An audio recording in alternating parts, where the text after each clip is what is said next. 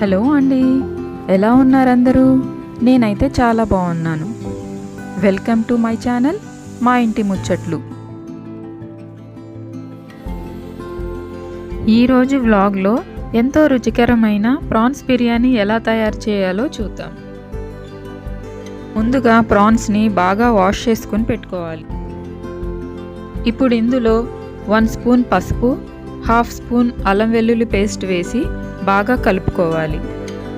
ఈ మిశ్రమాన్ని స్టవ్ మీద పెట్టి ఉడికించుకోవాలి. ఇందులో వాటర్ ఏమీ యాడ్ చేయలేదు.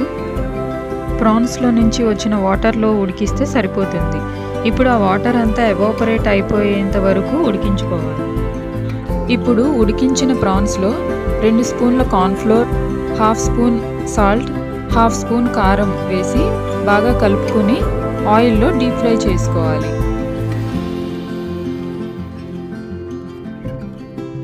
ఇప్పుడు అదే కళాయిలో ఆయిల్ వేసుకుని 3 ఆనియన్స్ని సన్నగా కట్ చేసి గోల్డెన్ బ్రౌన్ కలర్ వచ్చే వరకు వేయించుకుని పక్కన పెట్టుకోవాలి. ఇప్పుడు బాస్మతి రైస్ తీసుకొని వాష్ చేసి ఒక 1/2 అవర్ వాటర్లో నానబెట్టుకోవాలి. నేను 1 kg ప్రాన్స్కి 1 kg రైస్ తీసుకున్నాను. ఇప్పుడు ఒక పాత్రలో వాటర్ తీసుకుని మరిగించుకోవాలి. అందులో 1/2 లెమన్, 2 బిర్యానీ ఆకులు, 1 మరాఠీ మొగ్గ, అనాస పువ్వులు 2, 4 లవంగాలు, 2 యాలకులు, కొద్దిగా ఆయిల్, రుచికి సరిపడా ఉప్పు యాడ్ చేసుకుని మరిగించుకోవాలి.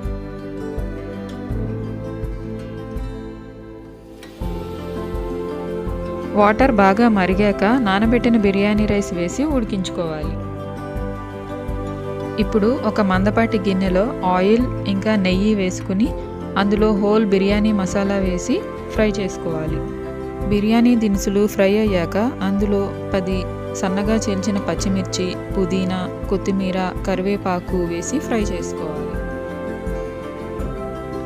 అదే ఆయిల్లో 250 ml వరకు కొబ్బరి పాలు, కొన్ని ఫ్రైడ్ ఆనియన్స్ యాడ్ చేసుకోవాలి. ఇప్పుడు అందులో 1 స్పూన్ ధనియా పౌడర్, 1/2 స్పూన్ జీరా పౌడర్, 1 స్పూన్ కారం, 1/2 స్పూన్ పసుపు, 1/2 స్పూన్ మిరియాల పొడి వేసి బాగా ఫ్రై చేసుకోవాలి. ఇప్పుడు రైస్ని 70% వరకు కుక్ అయ్యేలాగా ఉడికించుకుని ఆ ఆయిల్లో ఒక లేయర్ లాగా వేసుకోవాలి. ఇంకా ఆయిల్లో డీప్ ఫ్రై చేసిన ఫ్రైడ్ ప్రాన్స్, ఫ్రైడ్ ఆనియన్స్ కూడా లేయర్ లాగా వేసుకోవాలి.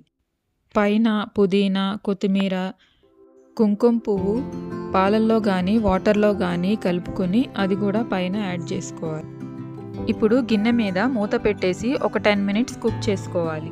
అంతేనండి, ఎంతో రుచికరమైన ప్రాన్స్ బిర్యానీ ఇలా ఇంట్లోనే తయారు చేసుకోవచ్చు.